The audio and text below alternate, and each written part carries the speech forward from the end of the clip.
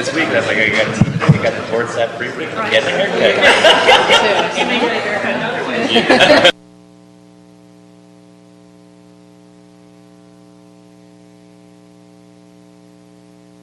And welcome to the Sort of Transportation Committee meeting of Wednesday, September 11th. I am Mike Vaughn, and I'm the chair.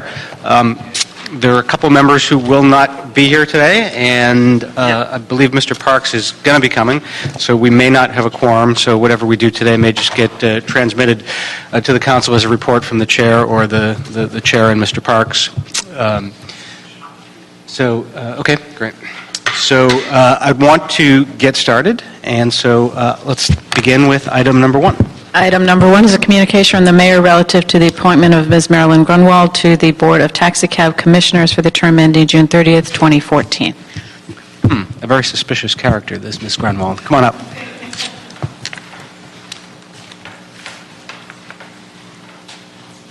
Good afternoon, Councilman. Good afternoon.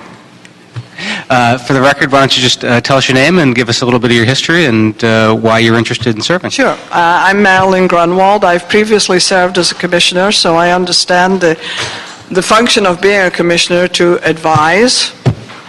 I'm very privileged to get this honor from the mayor to be asked to be on this board, and as I say, I'm familiar. I rely greatly on public transportation. I consider access services to be a form of transportation as well as the taxi cabs. And something that's perhaps not known is I have lived a large part of my life in Edinburgh, in London, in New York, and sometime in Toronto. So these are cities, world-class cities like our own, that rely heavily on public transportation and taxi cabs, and we need to do what we can to make sure we're doing the best for our citizenry here. I can hear the Edinburgh. I can't hear the New York. I'm sorry? I can hear the Edinburgh. I can't hear the New York. New York! There we go. Brooklyn even, actually. Can you tell us, are there any special skills or qualities you possess that you'll bring to the board? Well, the general skills of a commissioner are to listen, and to listen to both sides of everything, and to be able to make reasoned decisions. We endeavor for the good if we can't get to the excellent. I know there's another phrase that means that, but you know what I'm saying. We honestly want to do our best for this great city, and we understand the importance of transportation, including taxis, from an economic level, from a tourism level, and even entrepreneurial, because as an immigrant, I'm aware that there are certain industries it's easier. Good afternoon, Mr. Parks. It's easier to get into a business, certain businesses than others when you're an immigrant, and taxi cabs is one of that. We want to make sure that we have well-trained taxi cab drivers. We also want to make sure that they're well cared for and looked after in good Los Angeles fashion. One of the issues we've had with the Taxi Cab Commission in the past is that folks have not shown up for meetings and they've had trouble getting attendance. Do you have any professional or personal obligations that will get in the way of that? No, I do not, and I'm one of those sitting in the front of the classroom kind of people, sir. I think I missed, in my 8 or 9 years on my previous commission, I think I missed 2 meetings. Well, rarely do I go to a Democratic Club meeting where you're not there, so I actually have faith in your attendance. So, Mr. Parks, do you have any questions for Ms. Grunwald? Just want to know, where were you on those 2 meetings you missed? Just kidding. Any questions? All right, I find this candidate to be exceptionally well qualified, and we will be recommending approval to the full council. Thank you very much, gentlemen. Thank you. Thank you. Item number 2. Item number 2 is a communication from the mayor relative to the appointment of Mr. Eric Eisenberg to the Board of Transportation Commissioners for the term ending June 30th, 2018.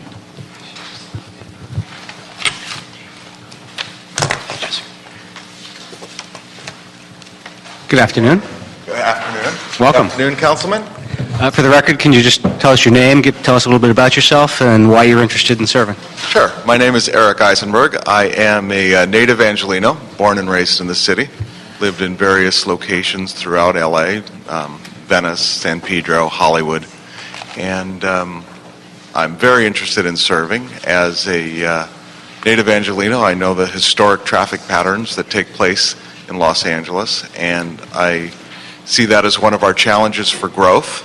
By trade, I'm an urban redeveloper, so transportation is directly connected to what we do, which is historic preservation and renovation.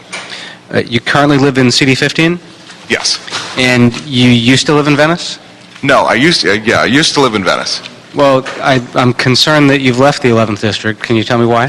Why I left Venice? I was living at the corner of Market Street and Riviera. And at the time that I lived in Venice, I had to tell my then wife every night that there were fireworks going off. But there weren't. So you were there quite a while ago. We were there quite a while ago, and there were gunshots every night. And at that point in time, I had paid my dues in Venice, having lived on Breeze Avenue, living on Pacific Avenue, and living on Market Street. When my son was born, it was time to move to another section of the city. Well, we'd welcome you back in Venice. We have a lot more transportation options than existed when you were there. The neighborhood's a lot better. So as a transportation commissioner, if you'd like to live in the 11th District, we'd be glad to have you. Mr. Parks? Well, thank you. Thank you for your willingness to serve. We'll be recommending approval to the full City Council. Good day, gentlemen. Thank you. All right. We're going to take item number 5 next. Item number 5 is a Parks Labange motion instructing DOT to conduct a parking study along the Crenshaw LAX Transit Corridor project alignment to assess current and future parking needs.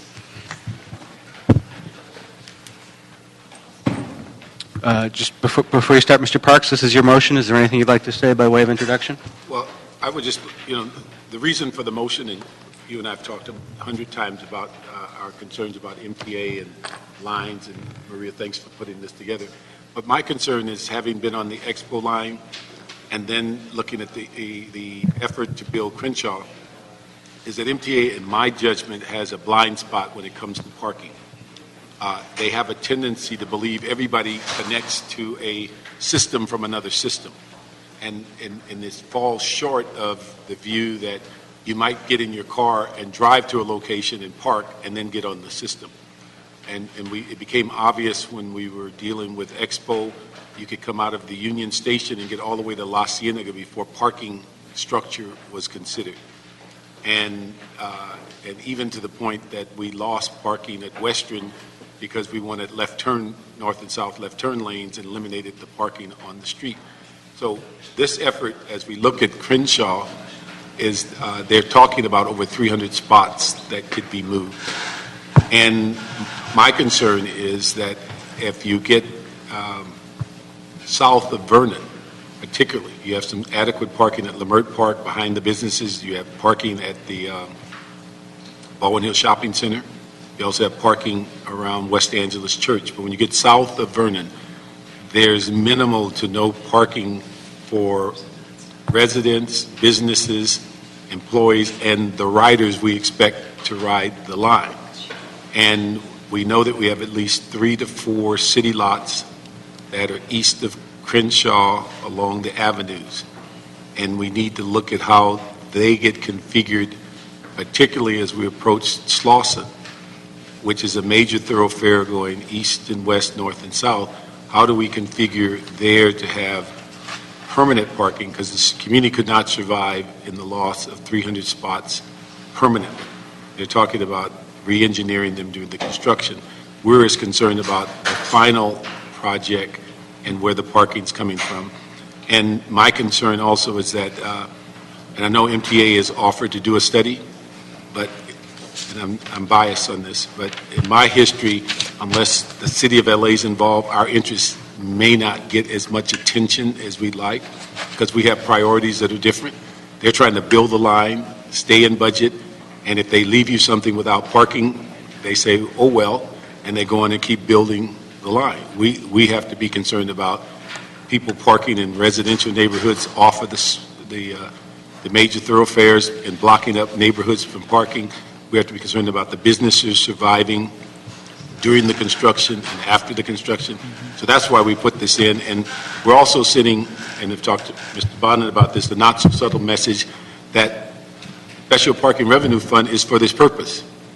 And we've had a tendency to use that money to hire police and firefighters and everybody else in the world except take care of off-street parking. So that was another little subtlety in our deal, saying there's a source of money that we do this stuff, and we need to make sure the permanent plan is something that we could live with and we not leave the community abandoned without parking.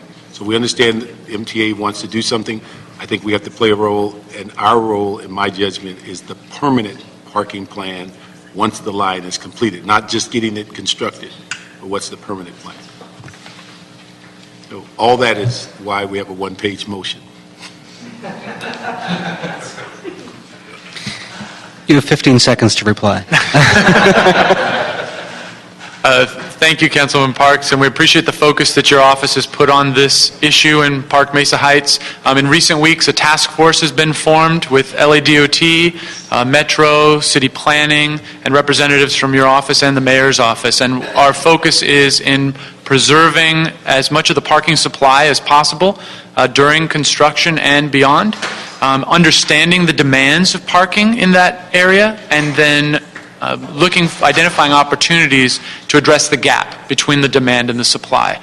And so the task force initial recommendation is for a more comprehensive parking study that comes all the way from the area you were discussing from Lemert Park down to about 67th. And LADOT's role in this task force has been to provide data and support, analytical support, as well as guidance for the scope of this study. And so we look forward to reporting back on the work of this task force as the weeks progress. And we appreciate DOT taking that active role in ensuring city issues are being addressed, because we have not seen that in the past with MTA.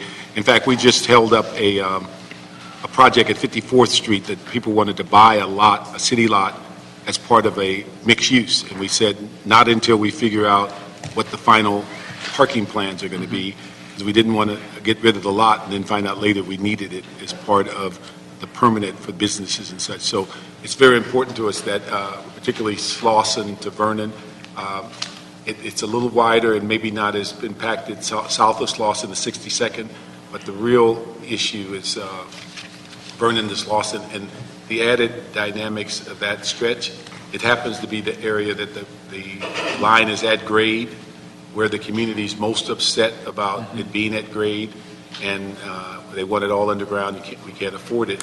But the key is also that there are hundreds of thousands of people live east and west of Crenshaw that will impact their residential community if we don't provide business and ridership parking along Crenshaw. Understood. Thank you very much. Okay, so we'll approve this and send it forward to council. Thank you. You're welcome. Item number 3.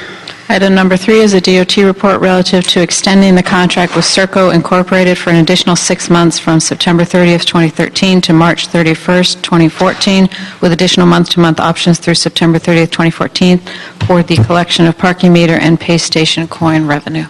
Thank you. Go ahead. Good afternoon, council members. Robert Underlone with LADOT. With me is Wayne Garcia, who is the day-to-day manager for the parking meter contract. Before you have a report requesting authority to extend the contract for an additional 6 months with a 6-month option. Our intent is to finalize the RFP results and come back with a proposal to the CAO's office as well as to the mayor's office. Additionally, in the motion that was originally submitted when the contract extension was first approved, there was 2 additional points that we were supposed to respond to. One is, what is the collection, what would be the cost of city employees doing the collection, and what would be the cost of city employees doing collection and coin counting. We're doing the information, we're preparing the report now with that information, and we'll be reporting back in the first meeting in October with that information.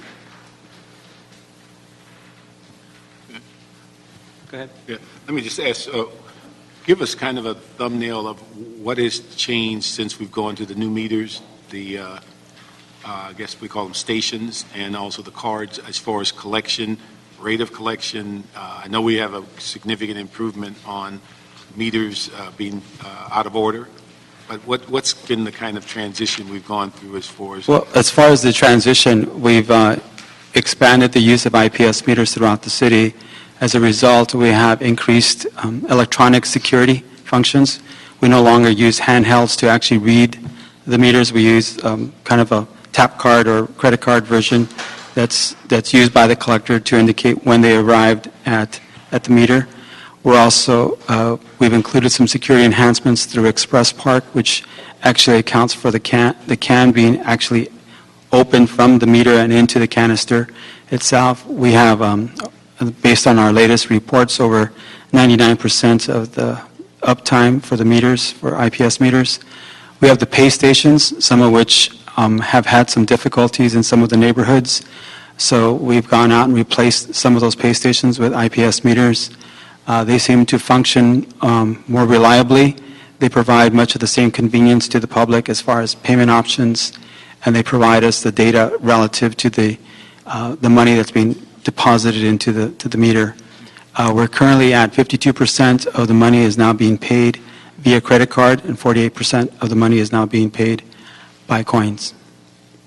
Let me ask you, I saw a story recently on the pay stations. What was the issue that prompted the changeover? Was it that they malfunctioned? Well, I think that there's a certain percentage that don't function. There's a delay between the time that the person pays the pay station that it's registered in the traffic officer's handheld.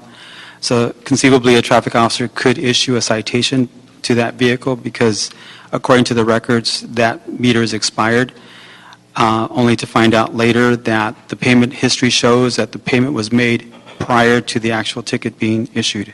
So the data is not as current or There's a delay. and then not as thorough? It's thorough. It's just not the time delay between the time the payment is made to the time the information registers on the traffic officer's handheld. Okay. Do they also give us current real-time information if the machine is down, like they do on the meters? They give us alerts when the money is, when the pay stations exceed $300. As far as alerts, yes, there are alerts for when the machine is malfunctioning. We're finding that we have less problems with the single-space meters than the actual pay stations. Thank you. This contract expires September 30th, right? Yes, sir. When did this contract begin? Back in 2005. So this contract began before we had the card coin meters. Correct. So now that we have the cards as well as the coins, and you say about 52% of 52% the of paid revenue by is credit coming card. from the cards, we're having many fewer coins in the Correct. machines. So does this contract have folks emptying the machines less frequently? Yes, sir. So are we paying less for this contract monthly than we did in 2005? There was a period from 2005 when it ramped up, and then it's ramping down now to the point where we're paying about $150,000 a month for the collection services. So in the range of 1.8, whereas before we were paying up to $2 million a year. Okay, I'm not sure I understand. But let me rephrase my question. The premise of the question is that we're having them do significantly less work than they had to do 8 years ago. So are we paying them significantly less money to do significantly less work? Correct. Okay. By how much was that again? Can you quantify it again? I just didn't understand. We're down to $150,000 a month that we're paying to collect. Part of that is the collection is also a different rate for pay stations. So the more pay stations we have, the more we have to pay for that. Mm-hmm. So as we transition from pay stations to single-space meters, we're going from $9 a collection stop versus 57 cents per single-space meter. And how do we determine how often they do a stop? What we do is the staff analyzes the amount of money that's being collected per subzone, and then based upon that, there's a frequency that's determined. It can be anywhere from once a day to once a week. We try to go at least once a week just to make sure that if there's anything wrong that we don't see. if there's an obstruction or if someone has graffitied or done something to the meter, so we're able to go out and correct that. And I think we're probably anticipating a trend of continued increase of card and decrease of coin over the next few years? Generally speaking, yes. I think there's certain areas where it's a little bit more difficult for the public to transition to credit cards. Sure. Okay. Back in August of 2012, the committee directed DOT to report back, and you referenced that you're working on it to be back. Yes, sir. I'd like that back for the October 11 meeting. Yes. I think you understand. I just want to make sure that it includes three of the things that the committee previously asked for. One is a comparison of contracting out the collection and counting of parking meter coin revenue with using city employees. B is a determination of the initial startup and personnel costs for insourcing this function, including various scenarios for differing employee pension costs. And C is the original justification for outsourcing the function in the first place. Yes, we're working on all of that. Okay, great. Look forward to that report. That's one on C. Yes. I think several years ago there was a major report as to why we made that decision, and it would be important to know that in making that decision that we solve all the problems that we thought we were going to solve. Yes, I think we've gone to the Archive Center at Piper Tech to secure the original files. The files that I've read talk about the benefits of contracting out. So we're in search of the file where it actually listed the reasons why there would be a benefit. Okay, we'll move this forward to council, and then we'll expect that report back on October 11. Thank you, sir. October 9th? Okay, if you say so.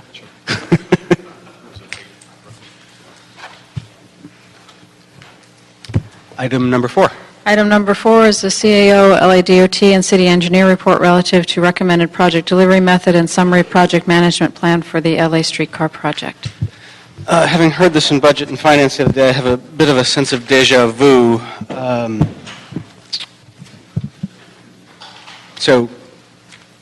First, before you guys come up, let me do public comment first.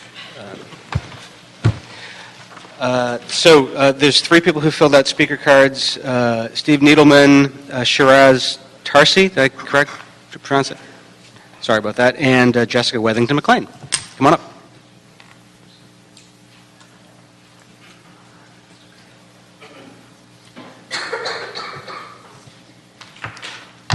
My name is Steve Needleman. I am a property owner on Broadway. Hello, Councilman. How are you, sir? And I am also chairman of Los Angeles Streetcar, Inc., chairman of the nonprofit that has been at the forefront of bringing the streetcar to Broadway under the leadership of Councilman Jose Huizar. I am here really there are a couple points that we really wish to stress today that will be brought before and further discussed, but coming up first, because I think there was more detail that would have been brought before if the public came afterwards, but at this point, we're jumping in the construction manager and the CM, the general contractor for this project. We're really looking to have it similar to the project that is being built on the 6th Street Viaduct at this point. We are looking, the minority report, I think, is the area that I wish to stress that we are looking at agreements with DOT right now. We are property owners that have invested through a community facilities district over $60 million of our money over 30 years.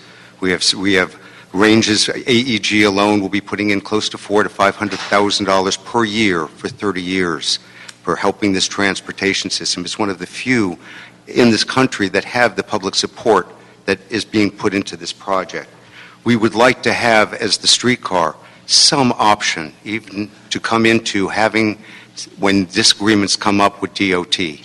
We are being put in a position that we will have very little options without a minority report option going to the City Council. We really feel strongly that is necessary.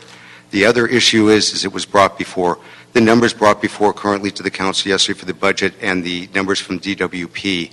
As a property owner for my family that's been on Broadway for over 50 years now, and the Council office knows for our district back to Gil Lindsay, the need of the infrastructure that has not been brought up by the DWP. It cannot be our responsibility to fix the 100-year-old system of DWP that they have not rebuilt within. Thank you. If you have any further questions, I'm available. Good afternoon. I'm Shiraz Tangri. I'm here in my capacity as General Counsel for the LA Streetcar Inc. nonprofit. As our chair, Mr. Newman, described, we are here in support of the proposal, and we'd like this project to move forward. One of the critical deadlines and the reason we're here today is that we need to get this project into the federal funding application process. Mr. Newman referenced the local tax that was created last year and approved by the voters last year to help pay for capital construction costs. We've also had the city's commitment on the operational side. One of the last missing pieces are those remaining capital costs, and it's important for us to get into that federal process as quickly as we can now that we have the guidance from the federal government as to how to go about doing that. So we ask that this process move forward. That said, we do stress that it's really important to the private sector to... Sorry. You've got another minute. It's really important to the private sector to ensure that their voice continues to be heard as they're going to be paying for this project over 30 years. There's been a partnership in getting to this point with the city, and we expect that partnership to continue.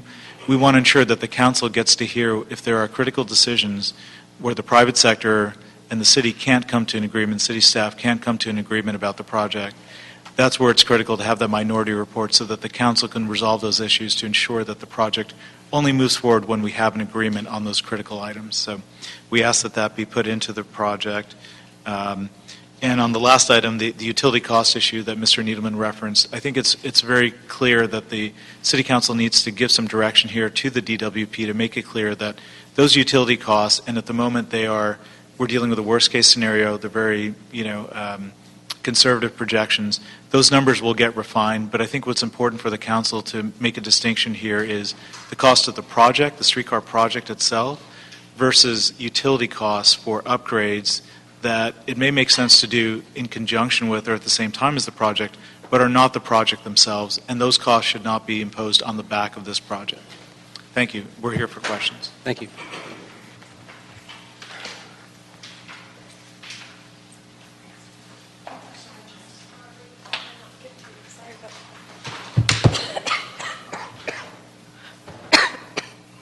It's gotten actually worse since Monday. Sorry. My name is Jessica Wethington McLean. I'm here for Council Member Jose Huizar. The council member supports the report with some amendments that DOT is going to come forward with.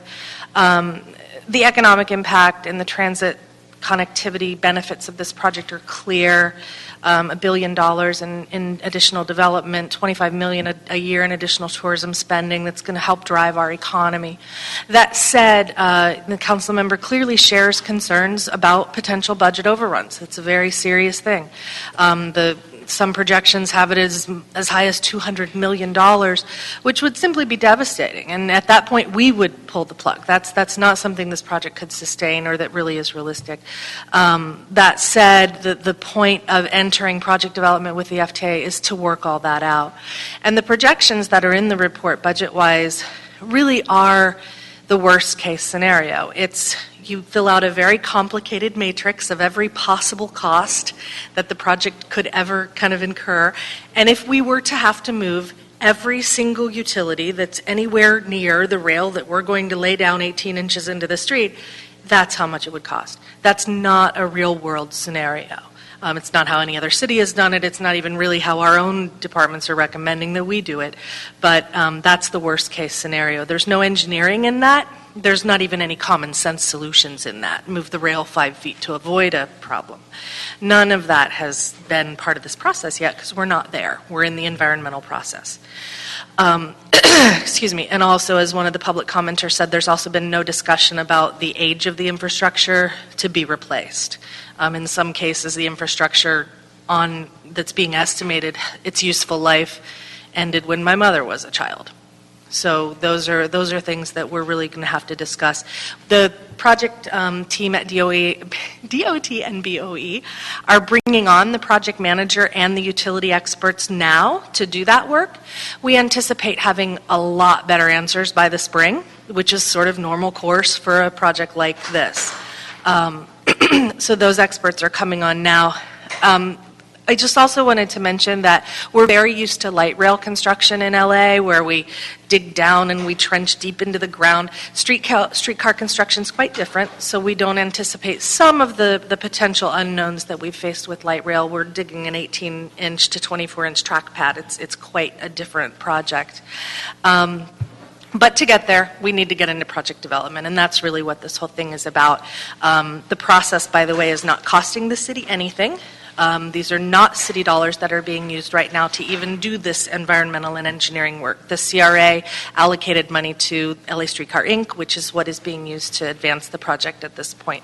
The council member met with Administrator Rogoff in Washington, 6 months ago, discussed the project. The administrator really liked the project, encouraged us to get into project development so that we could work out these things.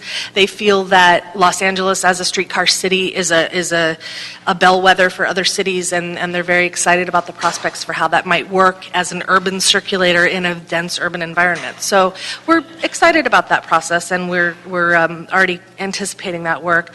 On the policy side, you'll hear about a Dbofm proposal, which the CAO has recommended. The council member is very interested in reviewing those proposals and ideas. We don't know exactly how that would work, but it's a really innovative idea. It's never been done for streetcars in the United States that we're aware of, but that doesn't mean it's not something that we should look at, and certainly the RFP to at least analyze it seems like a very good move. So again, we're supportive of the project. We appreciate your patience and understanding that these projects are always evolutionary sort of processes, and where we are right now in the evolution is quite early. Thank you. Yeah, sure. What is the process? I apologize for my cough. What is the process that you mentioned the CAO recommended? What does that entail? Yes, sir. It's David can probably go into it a little better than I can. Design, build, operate, maintain, and finance, or finance and maintain, would allow a private sector equity partner to come in and be a part of the process of developing the streetcar from the very beginning. We transfer risk, they help us with capital, and they end up being the operator of the system that they have helped us build. It's innovative. Thanks. Thank you. Okay, I may call you up again later. In the meantime, could DOT and CAO and BOE come on up? Do you want me to stick around? I may call you up a little bit later. Sure. Yeah. Thank you.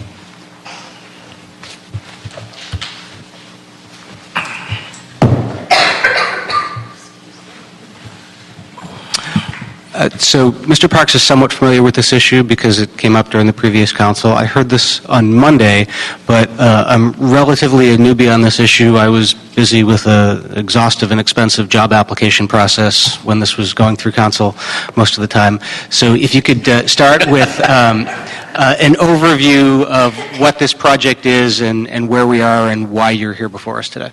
I'll start. My name is Jim Lefton with the Department of Transportation, and with me is David Hirano from the CAO's office and Vince Jones from the Bureau of Engineering.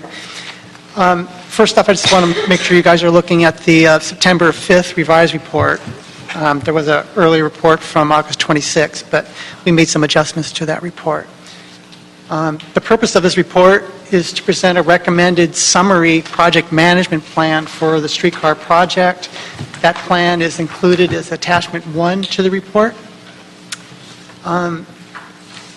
The council-approved summary project management plan will be included in a letter that LA DOT is planning to send to the FTA, requesting that the streetcar project be considered to enter the project development phase of federal review. And the goal of the letter, the goal is to transmit this letter immediately after council approves the summary project management plan. This summary plan will serve as a framework to develop a much more thorough and detailed plan that basically lays out how the project will be managed and delivered going forward. So this is something that FTA requires in order to get grant funding for the project. One of the key elements that was discussed earlier by public comment was the project delivery method. After a lot of discussion between the three departments, the recommended approach is the construction manager general contractor method, or CMGC. As was discussed, this is the methodology that's being used by BOE on the 6th Street Viaduct project. And it allows, the benefit is it allows the construction firm and the city to weigh in with input during the design phase, which hopefully will reduce change orders and costs. It's also recommended that the city concurrently evaluate the design, build, operate, maintain project delivery method that was discussed by Jessica. And so the CEO will look into putting out an RFP and then figuring out what that might cost and come back with some details on proceeding in that direction. Another important consideration of the project management plan is delineation of the roles and responsibilities of the city and Los Angeles Streetcar Inc., or LASI. And this is a point where I want to get into the amendments that Jessica was referring to. The plan that's attached to your report today states that there'll be a partnership approach where the CAO, DOT, BOE, and LASI would all be voting members on a formal executive committee which would manage the project. The changes that we're recommending would be to eliminate the formal executive committee structure, and that DOT would coordinate with BOE, other city departments, and other stakeholders, including LASI, in discussing issues related to the oversight and management of the project. And then over that process would be controlled through the Street and Transportation Project Oversight Committee, which is a new committee which my understanding is overseen by the CLA, CAO, and Mayor's Office. So that's the one change to the attachment that we'd like to recommend going forward. Overall, the city would be the lead agency for this project, including design, construction, and operation. The city engineer will serve as the lead on design and construction matters. DOT will serve as the lead on project operations, vehicle procurement, and FTA grant administration. And the CAO will serve as the lead in administering the special assessment tax and the overall project funding. And finally, I just want to touch on the cost estimate. Earlier this year, we went to the council with a report that ultimately set aside or appropriated close to $300 million in Measure R funds for ongoing operations of the streetcar project over a 30-year period. At that time, we were quoting a $125 million cost estimate to construct the project. That's the number that had been used by the CRA for the last couple of years. As part of the environmental work that's being done, the consultant to Metro HDR has done a much more thorough cost estimate following FTA guidelines. Based on this revised cost estimate, the numbers increased from $125 million to a range of $232 million to $328 million. Assuming the city were to get the full maximum $75 million small starts grant, that would still leave a projected shortfall of roughly $95 million to $190 million. I do want to point out, as Jessica mentioned, that these are preliminary numbers. As we get further along in the project, particularly within the area of utility relocation costs, that these numbers will be refined, but these are the best numbers that we have today. That's basically all I have. We did talk about this at the last committee meeting, but we're able to answer any questions that you might have. Gentlemen, anything you want to add? Okay. So let me talk about the funding issue, the last thing you talked about first. You said that there could be, if it's a worst case scenario, we could be on the hook for an additional 95 to 190 million, you said? Based on the numbers that we know today and assuming that we get the maximum from the FTA, that is the shortfall that we would be facing. That's if we get the maximum from the FTA. That's if we get the full 75. That doesn't assume any additional unanticipated costs that may occur, when you start constructing the project. But based on what we know today, that's correct. Unanticipated construction costs never happen. That doesn't really happen. No, never happens. And then who needs to fill that gap? Who's on the hook for filling that gap? The city needs to find the source of funding to fill that gap.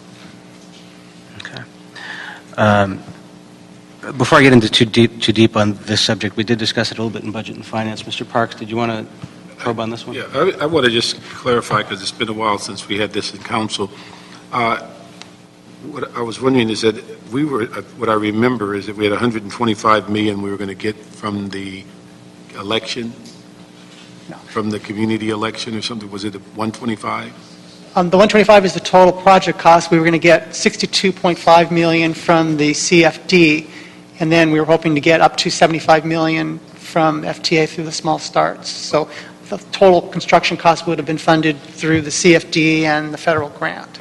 Now, was there a requirement of how much you had to raise before you sought or could get the grant? The grant requires a local match. I think looking at potentially a 50-50 match. So the CFD would serve as the match on the grant. Okay, so we've complied with the election in the 65 million. Now, is there anything that delays or hampers our ability to seek that grant? Is that through MTA? Yeah, the issue with the grant, we're able, based on the information we have, to submit the letter that I mentioned earlier with the council-approved summary project management plan to enter into project development, which is the initial review phase under the new process under MAP 21. The concern is with the second step in the process to have the project rated and considered for funding. As part of that evaluation, you need to have a funding plan that covers the entire cost of the project. At this point in time, based on the most recent cost information that we have a significant funding shortfall that's projected. So there would be some concern about that second step of requesting that we have the project rated by FTA and considered for funding until such time that we've identified a funding plan to deliver the project. Is there two options that you can build what you have money for, or is it a dead project if you don't receive all of the funding? I'm sorry, could you repeat the question? I'm wondering, do you have the ability to downsize the project if you have 65 million that you build what you have funds for, or is it dead if you don't have the shortfall? We've under the current cost estimate, we did identify a couple of strategies to downsize the project already, including eliminating the Grand Avenue portion of the route and eliminating elements of the Broadway streetscape project. So I'm not sure if there's a whole lot more we can do in terms of downscoping the project.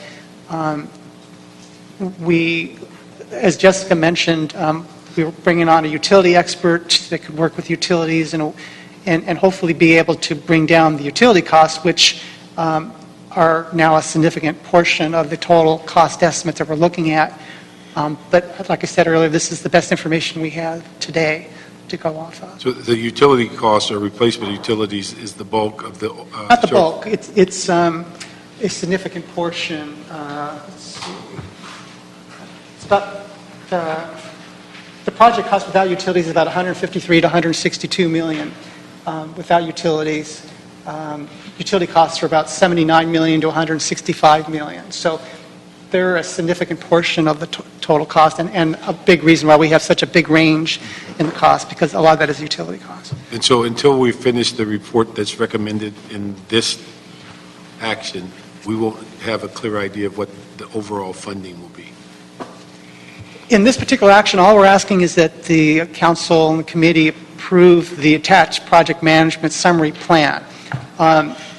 Previously, when we went to council earlier this year for the 300 million or so in funding for the operations, there was a recommendation in there that was approved by council that directed the three departments to go back and do an independent cost estimate, which will help us verify the cost numbers. We're doing that now. We're in the process of hiring a firm to do that. That will allow us to compare our independent number to the HDR number and get a better sense of what the costs are. And then secondly, we're also in the process of hiring a project manager firm, a third-party firm to manage the project, as well as another firm as a utility expert that will be able to talk to the utility companies. But that's going to take some time once we bring them on board, maybe in this month or next month. There's going to be a lot of discussion that's going to need to take place between the utility expert and the utilities and trying to see if we can negotiate ways to bring the cost down. And so it's not something that we're going to get any more clarity on for a while, maybe a few months until those discussions have taken place. Okay, and is this considered what we're moving forward on this plan? Is this part of the environmental impact study, or is there one required? The application is independent of the environmental study. Okay. The utility costs are part of the environmental work, yes. But we're going beyond the consultant that MTA's hired. We're bringing on an expert to help in that process. When you're doing that third-party independent analysis on costs, is that on the construction solely, or does it also include an assessment of the operational? At this point, it's really the design construction of the project. So we're applying for $75 million in the Small Starts Grant. That's the direction from council. Okay. And if we receive that, and if we accept it, the city is then responsible for the cost, if there's overruns. If we accept the grant, we're on the hook to deliver the project, and any overruns are on the city's responsibility. Although, until we have a funding plan that FTA buys off on, they won't recommend us for funding with an acknowledged shortfall. Right. Okay. I'm trying to figure out the sort of time points here. There's applying for the Small Starts Grant. Well, there's the project development letter, Yep. which is the first step. Okay. And we're saying we think we're comfortable submitting that. You don't have to have all your costs and revenues lined up at that point. Right. And that allows the FTA to see the project and review it and get to understand it and ask questions. So we're good with that step. The next step would be a request. If the process is still fuzzy because they haven't come up with the final guidance, so we're anticipating to a certain extent. But the next step would be to request that the project be rated and evaluated for funding. That's the second part of the step. Right. And at that step, you need to have a funding plan so they can evaluate you as part of that rating process. We don't have that yet. And the independent cost analysis that you talked about a few minutes ago, where in that timeline does that fall? Will we have that done before that second step, the rating step? It would take probably a couple of months to do that independent cost estimate. So no, we probably wouldn't have it in the immediate term. There was some talk about getting that second step letter in this month, possibly because of the tight time frame to get into the 14 budget. So we wouldn't, if we follow that path, we wouldn't have the independent cost estimate done in time, unless we were to hold off on that second step until we completed the independent cost estimate and the utility discussions, which are the other part of the equation. The independent cost estimate will review the construction costs, but they're not going to repeat all the work that's been done on the utility work. So the utility work expert that we're bringing on is really going to continue moving forward, refining the utility number. Okay. Jessica, Sorry, there's a why lot don't of you steps come back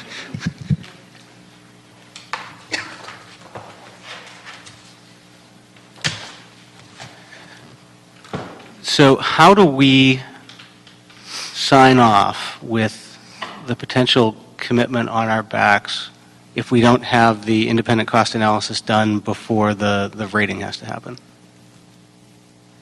I'm sorry, I'm misunderstanding your question. He was saying we submit the letter, Right, and then later they rank the proposal. correct. And the ranking of the proposal, if I understood you correctly, sir, is going to include an evaluation of the cost and whether or not we can cover it, right? Correct. If we don't have the independent cost analysis done before that second step, how do we know if we can cover the cost? Because we don't know what the cost will be, right?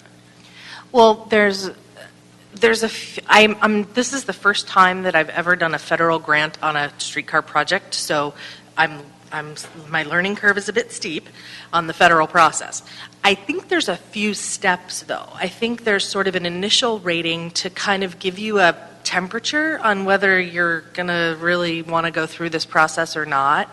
And then I think there's further refinement of those numbers as you go through. I'm not exactly sure. I do know that you can get a preliminary rating and sort of understand your status, but I'm actually not an expert enough to be able to answer that question for you, Mr. Bond, and I wish I was. Who in the room knows the most about the Small Starts Grant Program?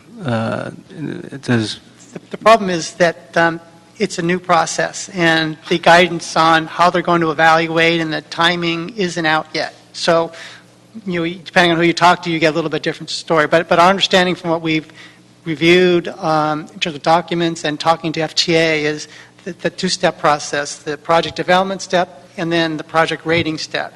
And in the rating step, your cost funding plan is part of the evaluation. So the concern is submitting requests to be rated when you don't have a plan to fund the project. Right. But this will come back to us a number of times before we reach that point. No, in the sense that the council's already directed DOT to submit an application to the FTA when we went previously to the council for the operating money. So unless you tell us, give us different instructions, our plan would be to move forward in submitting whatever documentation FTA needs to consider the project. My concern is that if you submit the paperwork and there are potential shortfalls that we're being committed to, at some point it seems like you would have to come back to council and say, we've done what you asked us to do, but there's a potential $50 million shortfall. What's the source of that funding? Mr. Parks, if I may, you're absolutely correct, and I think Mr. Lefton, the process that's being recommended today to do the oversight, that would give council periodic reports on this process as it moves forward, but council, FTA doesn't offer money to a city until those shortfalls are fixed, so we would never be in a position of the council accepting money when we weren't sure how the gap would be filled. That would never be the case. It's sort of exactly the opposite, is we fill the gap and then FTA says, okay, now you're clear, we'll fund your project. But in terms of periodic reports, I think it would be the policymaker's decision how often you would like to hear from the project in terms of, 90-day reports or whatever as this progress moves forward through that oversight committee, which I'm sorry, just kind of happened today that was added, so we're not all up to speed on exactly how that works, but it does sound like a good oversight way for council to stay really abreast of what's happening. So maybe what we could do is move forward with the recommendations as amended for the oversight panel. Include, I think this is important, a provision that was in the Budget and Finance Committee recommendation from the other day, is that the city affirms that no general fund monies or Measure R monies would be used to fill any gap. Additional. Yeah. And that after submission of the initial Small Starts grant letter, and before... Project development letter? What's that? The project development letter? Yes. After submission of the project development letter, but prior to the project rating or ranking, however you describe it, that the item come back to a T committee and budget committee for the periodic review that we were just discussing. That makes, so we have a status update before sort of the next decision point. The only thing I'm wondering about is that preliminary rating, because there is the federal process. I understand they put together a short list of projects that get recommended to be considered in the budget next year, which is sort of done in the fall, like now. It feels like summer, but it's almost fall. So if we're not on that list and we're not able to be scored kind of right away, we don't have a chance of being on the list that then becomes the list recommended in the spring. So that's the only caveat, because we are a little unfamiliar and it's a bit of an unwieldy process that I think coming back again in 2 weeks or 3 weeks here, we might miss that window if it is indeed if that's truly the way the process is, which is how it's been explained to us by our consultants. I'd still like to, I think there's a way around that. You need an answer to that question. It's a very good Yeah, question. I think what I'd like to do is stipulate that it come back to budget and T committee before that point, and if we find out that's going to be too short a window, then I'm sure that Mr. Krikorian and I would be willing to waive it from committee so that wouldn't become an issue. Does that work? Let me just ask one other question on the sense of the dollars or the grant. How does it work? Do you apply and they award you the grant, or you have to have all your financing in place to be able to be at least approved or at least evaluated for the grant? You need to have the funding plan for them to rate you and consider you for recommending for funding. So, as I said, the funding plan is part of the rating process. All right, and then the other issue is, if you go through all that and you get awarded, do you have any wiggle room as to, in your final assessment, that you have to accept it or not accept it? When they recommend us for funding, it's approved as part of the budget, they would come back to us to have the council as a body accept the grant. So you have an acceptance once they're through, and you have to basically send your plan through for them to make a determination if you're eligible. Correct. And the funding plan that has to be submitted preceding the rating, I think, is the thing that Budget and Finance and T Committee should take a look at. That's what we want to see. Okay. Does that work for you? Okay, then that'll be the recommendation of the committee. Mr. Clerk, is that understandable? Yes, sir. God bless you. Thank you. Any general public comment today? None. All right, that's cool. Then we are adjourned. Thank you very much.